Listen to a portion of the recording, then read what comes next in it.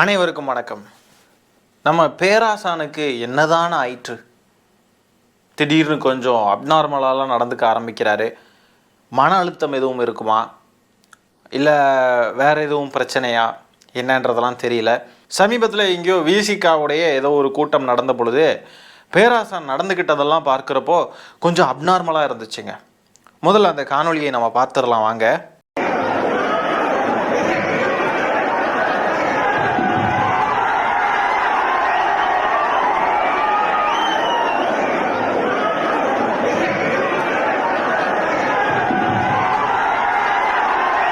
Election ரிசல்ட்டுக்கு பிறகு விசிகா வீணாய் போன சிறுத்தைகள் கட்சி ஆகி போச்சு. என்ன ஆனாங்கன்னே புரியல. ஒரு மாதிரி விதவிதமாக பெர்ஃபார்ம் பண்ணுறாங்க. நம்ம வன்னியரசு அவர்கள் என்னென்னு பார்த்தீங்கன்னா சோஃபாவுக்கு விளக்கம்லாம் கொடுக்குறாரு. சோஃபா பயங்கரமாக வேலை செய்யுது. நேற்றுக்கு என்னென்னா சட்டமன்ற கூட்டத்தொடரில் சபாநாயகர்கிட்ட பேசுகிறப்போ மேதகு சபாநாயகர் அவர்களே, மேதகு பெயர் கொண்ட மேதகு சபாநாயகர் அவர்களே, நீங்கள் என்ன நான் பேசுகிறத நீங்கள் தடுக்கிறீங்களே மேதகு அவர்களே அப்படின்ற மாதிரிலாம் பயங்கரமாக காக்கா பிடிச்சாருங்க. எலெக்ஷன் ரிசல்ட்டுக்கு அப்புறம் இந்த வீணாய் போன சிறுத்தைகள் கட்சி வீணாக போய் கிடக்குது. ஆசானே தற்குறியாக மாறிட்டார் அப்படின்னு தான் தோணுது. என்ன தோணுது? அப்படிதான் ஆயிட்டாரு. எப்படி இருந்த ஆட்கள் இன்னைக்கு இப்படி ஆயிட்டாங்களே. காலம்தான் எவ்வளோ கொடுமையானது இல்லையா? யாரு கூட சேர்றோமோ அவங்கள மாதிரி தான் நம்மளும் ஆகும். இந்த காட்சிகளையெல்லாம் பார்க்குறப்போ விசிகாவில் பழைய தொண்டர்கள்லாம் இல்லை அப்படின்ற மாதிரி தான் தோணுது. அவங்கெல்லாம் எங்கே போனாங்கன்றது தெரில. எனக்கு தெரிஞ்சு தாவேக்காவுக்கு ஏற்கனவே போயிட்டாங்களா? தாவேக்காவுக்கு போய் இந்த மிருதன் படத்தில் எல்லாரும் கடிச்சு வைப்பாங்க தெரியுமா? மிருதன் படத்தில் ஒருத்தரை கடிச்சு வைக்கிறப்போ அவங்களும் சாம்பிகளாக மாறுவாங்க. அந்த மாதிரி நல்லா இருந்த தொண்டர்கள் எல்லாரும் தாவேக்காவுக்கு போய் தற்கொலைகளாக மாறிட்டாங்களா? மாறிட்டு திருப்பி இங்கே வந்துட்டாங்களா? தாவேக்கா கூட கூட்டணியில் சேர்ந்த அந்த தற்கொலைகள் தான் இங்கே வந்து நிற்கிறாங்களா என்னன்றது தெரில. பேராசானே சங்கியாக மாறிட்டார், முழு நேரம் சங்கியா. இதில் தொண்டர்கள்லாம் தற்கொலைகளாக மாறுறதுல என்ன ஆச்சரியம் இருக்குது? இதில் இன்னும் கொடுமையான விஷயம் என்ன தெரியுமா? நம்ம வன்னியரசு அவர்கள் சொல்கிறாரு ஒரு பேட்டியில், கடன் வாங்குறது தவறு இல்லை, திரள் நிதி வாங்குறது தவறுன்றார். ஆனால் நம்ம பேராசானே திரள் நிதி வாங்கிட்டு இருக்காருங்க. எவ்வளோ பெரிய பல்பு தெரியுமா? அந்த காணொலி நீங்களே பாருங்க. கடன் வாங்குறது தப்பு இல்லை, திரள் நிதி தான் வாங்கக்கூடாது. காரைக்குடி மாவட்ட செயலாளர் ஜிபே மூலமாக எவ்வளவு? 25,000. கடன் வாங்குறது தப்பு இல்லை, திரள் நிதி தான் வாங்கக்கூடாது. மொத்தம் எவ்வளவு தரீங்க? கடன் வாங்குறது தப்பு இல்லை, திரள் நிதி தான் வாங்கக்கூடாது. ஜிபே பண்ணிட்டீங்களா? கடன் வாங்குறது தப்பு இல்லை, திரள் நிதி தான் வாங்கக்கூடாது. திலீபன் ராஜா 25,000 கொடுக்கணும்னு சொன்னீங்க, பதிவு பண்ணிருக்கீங்க. எங்க? கடன் வாங்குறது தப்பு இல்லை, திரள் நிதி தான் வாங்கக்கூடாது.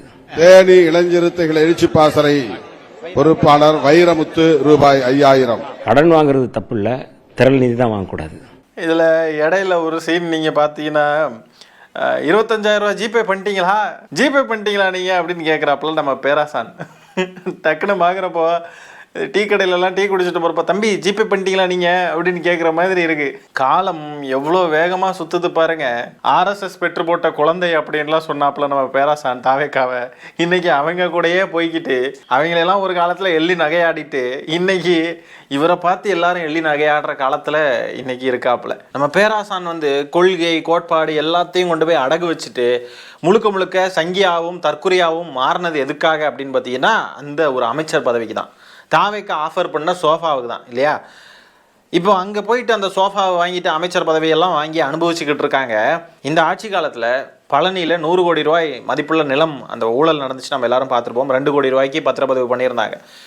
அந்த விவகாரத்தில் கைது செய்யப்பட்ட ஒரு வழக்கறிஞர் அன்வர்தீன் அப்படின்றவர் உயிரிழந்திருக்கார். அவர் உயிரிழந்ததுக்கான காரணம் என்னன்னு சொல்கிறாங்கன்னு பார்த்தீங்கன்னா நெஞ்சு வலி வந்துருச்சு அவருக்குன்றாங்க. இப்போது இந்த சம்பவத்தில் நிறைய பேருக்கு சந்தேகங்கள் வருது. எப்படி இவர் வந்து உயிரிழந்தார் அப்படின்ட்டு சந்தேகங்கள் வலுக்குது. இப்போ நீங்கள் நல்லா யோசிச்சு பாருங்கள். சும்மா கண்ணை லைட்டாக மூடிட்டு அப்படியே சும்மா யோசிச்சு பாருங்களேன். இதே சம்பவம் திமுக ஆட்சி காலத்தில் நடந்திருந்தால், இதே சம்பவம், இந்த கேள்வியை கேட்டதுக்கு தான் வினோத் சூர்யான்ற ஒரு சகோதரரை கைது பண்ணி ஜெயிலில் ரிமாண்ட் பண்ணியிருந்தாங்க. இந்த ஊழல் விவகாரம் திமுக ஆட்சியில் நடந்திருந்தால் இது ஊழல், தாவேக்கா ஆட்சியில் நடக்கிறப்போ அது வெறும் தவறுன்னு ஆகி போயிருச்சு. திமுக ஆட்சி காலத்தில் ஊழல்னு சொல்லப்படக்கூடிய விஷயம் தாவேக்கா ஆட்சியில் அது வெறும் தவறுன்னு ஆகுது.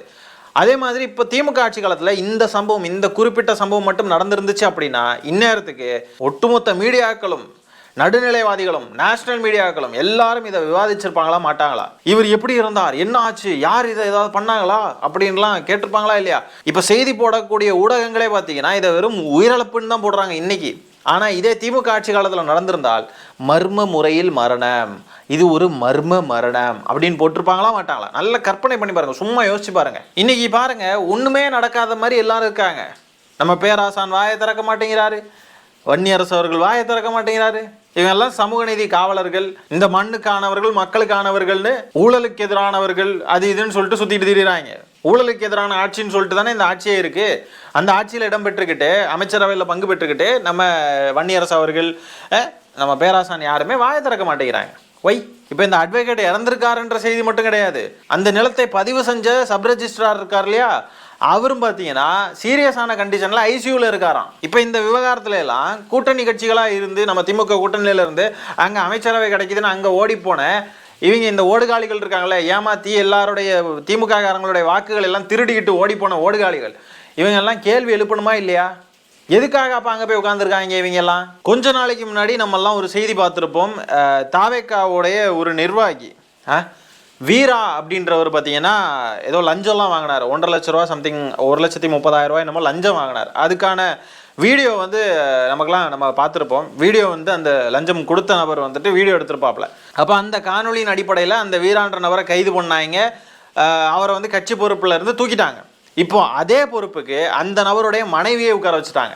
போன மாதம் அந்த பொறுப்பில் இருந்து அந்த நபரை நீக்கினாங்க, இந்த மாதம் அவருடைய மனைவிக்கு அந்த பொறுப்பை கொடுத்துட்டாங்க. மாற்றம் எவ்வளோ நல்லா இருக்கு பாருங்க மாற்றம். இதெல்லாம் குடும்ப அரசியலில் வராதா? நாங்கள் குடும்ப அரசியலை ஒழிச்சிட்டோம், வாரிசு அரசியலை ஒழிச்சிட்டோம், மன்னர் ஆட்சியை ஒழிச்சிட்டோம் அப்படின்லாம் சொன்னாங்க. என்னது இங்கே ஒளிஞ்சிருக்கு, என்னது ஒன்றுமே புரியல. இப்போதானே தொடங்கவே செய்து எல்லாமே. லஞ்சம் ஊழல் இதையெல்லாம் தாவேக்கா ஒழிச்ச லட்சணத்தை பாருங்க மக்களே, பாருங்க. இதெல்லாம் நல்லா பார்த்து தெரிஞ்சுக்கோங்க. இப்போ ஏற்பட்ட தூய சக்தியின் அமைச்சரவையில் தான் நம்ம வன்னியரசு அவர்கள் பங்கேற்றிருக்காரு. இப்போ ஏற்பட்ட ஒரு ஆட்சிக்கு தான் நம்ம பேராசான் வக்காலத்து வாங்கிட்டு இருக்காரு. திமுகவை குறை சொல்லிக்கிட்டு இருக்காங்க. திமுகவும் அதிமுகவும் கூட்டணி சேர பார்த்துச்சு அப்படின்ற கட்டுக்கதைகளை அவிழ்த்து விடுறது மட்டும்தான் இவங்களுக்கு வரும். ஆனால் இந்த ஆட்சியில் நடக்கக்கூடிய தவறுகளை எல்லாம் சுட்டி காட்டுறதுக்கு இவங்களால முடியாது. இதுவே திமுக ஆட்சியில் இருந்துச்சு அப்படின்னு சொன்னாங்க, இந்த மாதிரிப்பட்ட சம்பவங்கள்லாம் திமுக ஆட்சியில் நடக்குதுன்னு சொன்னாங்க, ஆளாக போர்க்கொடியை தூக்கிட்டு வந்திருப்பாங்க. யாரு? விசிகா, கம்யூனிஸ்ட்டு, ஐயுஎம்எல், இவங்க எல்லாம் போர்க்கொடியை தூக்கிட்டு வந்திருப்பாங்க. ஏன்னா திமுக கிட்ட சோஃபா கிடைக்காது, திமுக கிட்ட சொகுசு கிடைக்காது. திமுக கூட கூட்டணியில் இருந்தால் வேலை செய்யணும் மக்களுக்காக. ஆனால் தாவேக்கா கிட்ட சோஃபா வாங்கிட்டு நல்லா ஜாலியாக சொகுசாக இருக்கலாம் இல்லையா? என்ன புகழ் பாடிக்கிட்டே இருக்க வேண்டியதான், வேற என்ன வேலை தாவேக்கா கூட இருந்தா? அதனால தான் நம்ம பேராசான் அந்த நம்ம வீடியோடைய தொடக்கத்தில் பார்த்தோம் பாருங்க ஒரு காணொலி, அதில் அந்த ஏர் கூலரை பிடிச்சி அடிச்சு தள்ளினாரு பாருங்க. அது ஏன்னா எனக்கு போய் ஏர் கூலர் வச்சுட்டீங்களே, ஏசி வைக்காம, திறந்த வெளியாக இருந்தாலும் எனக்கு ஏசி இருக்கணும், எனக்கு போய் ஏர் கூலர் வச்சுட்டீங்களா ஏர் கூலரை பார்த்து அடின்னு அடிச்சு தள்ளுறாப்புல. ஏன்னா தாவேக்கா சோஃபா கொடுத்துட்டாங்க, சோஃபாவில் சொகுசா உட்காந்து பழகியாச்சு. அதனால சோஃபாவுக்கு அடிமையாகி ஒரு வாழ்க்கையை வாழ்ந்துக்கிட்டு இருக்காரு நம்ம பேராசான். பேராசானுடைய ரெப்யூட்டேஷனை அவரே டேமேஜ் பண்ணிட்டாப்புல மொத்தமாக. நிறைய பேசுவாப்புலங்க முன்னாடியெல்லாம், அப்படி செஞ்சா இப்படி ஆயிரும், நான் அதனால் இப்படி முடிவெடுத்தேன், நான் அப்படி முடிவெடுக்கிறேன்னு அதுக்கு ஒரு காரணம் இருக்கும், இப்படி முடிவெடுக்கிறேன்னா இப்படி ஒரு காரணம் இருக்கணும், நிறைய பேசுவார். இன்றைக்கி அவருடைய அரசியல் வாழ்க்கையை, அவர் என்ன நோக்கத்திற்காக அரசியலுக்குள்ளே வந்து எவ்வளோ தூரம் பயணித்தாரோ, எவ்வளோ சமூக நீதி கருத்துக்கள் அது இதுன்னு எவ்வளோ அவர் வந்து எவ்வளோ எஃபர்ட் போட்டு அரசியல் ரீதியாக அவர் எவ்வளோ இதுவாக செயல்பட்டாரோ அது எல்லாத்தையும் அவரே குழியில் போட்டு மூடிட்டாப்புல. அவருக்கான மதிப்பு மரியாதை எல்லாத்தையும் அவரே கெடுத்துக்கிட்டாப்புல. இப்போ இந்த காணொலியிலேயே 2 விவகாரம் பார்த்துருக்கோம். பழனி கோயில் விவகாரத்தில் ஒருத்தர் இறந்துட்டாரு, ஒருத்தர் ஐசியூவில் அனுமதிக்கப்பட்டிருக்காரு. அப்புறம் இந்த லஞ்சம் வாங்கினார் பாருங்க வீராசாமி, அவருடைய மனைவிக்கு பொறுப்பு கொடுத்துருக்காங்க. இதெல்லாம் பார்க்குறப்போ எப்படி இருப்பாங்க, இந்த தாவேக்கா ஆட்சி வந்துட்டு பாலுக்கும் காவல் இருந்து பூனைக்கும் தோழனாக இருக்கும் கதையாக தான் இருக்குது. மக்கள் பணத்தை தொடமாட்டேன், இதுக்கு முன்னாடி தொட்டவங்களையும் விடமாட்டேன், தொடணும்னு நினச்சாலும் விடமாட்டேன், தொட்டவங்களை விடவே மாட்டேன், இப்படிலாம் சினிமா டயலாக் பேசினார். இன்றைக்கி ஆமாம் விடலை, ஈஸியாக அவங்கள கை நழுவி போக விடலை. புருஷன் கைதானா பொண்டாட்டிக்கு பதவியை கொடுத்து நாங்கள் விடமாட்டோம், தொட்டவங்களை நாங்கள் விடமாட்டோம். இந்த விடமாட்டோம்னுடைய அர்த்தம் என்னன்றது இப்போ தான் புரியுது. என்னென்னா நாங்கள் எங்களை விட்டு தள்ளி போக விடமாட்டோம், எல்லாரையும் இறுக்கி அணைச்சி எப்படியாவது வச்சுக்க தான் பார்ப்போம். குட்கா வழக்கு இருந்தால் என்ன, எந்த வழக்கு இருந்தால் என்ன, 2 விஜயபாஸ்கர்லையும் சேர்த்து கொண்டு வந்து நாங்கள் எங்கள் கட்சிக்குள்ளே வச்சுப்போம். எவ்வளோ ஊழல் கரைப்படிஞ்ச கரங்களாக இருந்தாலும் எங்கள் கட்சிக்குள்ளே சேர்த்து வச்சுப்போம். அதுதான் நாங்கள் தொட்டவங்களை விடமாட்டோம்.